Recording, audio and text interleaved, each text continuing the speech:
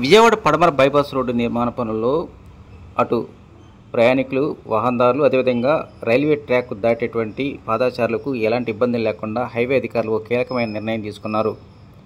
గుంటూరు నుంచి విజయవాడ వెళ్ళేవారు కావచ్చు, లేదంటే విజయవాడ నుంచి గుంటూరు వైపు వెళ్ళేటువంటి వారు ప్రయాణికులతో పాటు రైల్వే ట్రాక్ దాటేటువంటి వారికి ఎలాంటి ఇబ్బందులు లేకుండా ఈ ట్రాక్ ప్రక్కనే తూర్పు వైపున 2, అదేవిధంగా పడమర వైపు 2 మెట్ల మార్గాన్ని నిర్మించారు. ఈ మెట్ల మార్గం ద్వారానే ఎలాంటి ఇబ్బందులు లేకుండా ఈ హైవే మీద నుంచి దిగి మంగళగిరి సమీపంలో ఉన్నటువంటి చిన్నకాకాని కావచ్చు, అదేవిధంగా నగర శివార్లో ఉన్నటువంటి ప్రజానికి ప్రశాంతమైన వాతావరణంలో గమ్యస్థానాన్ని చేరుకునే అవకాశాలు ఉన్నాయంటున్నారు హైవే అధికారులు.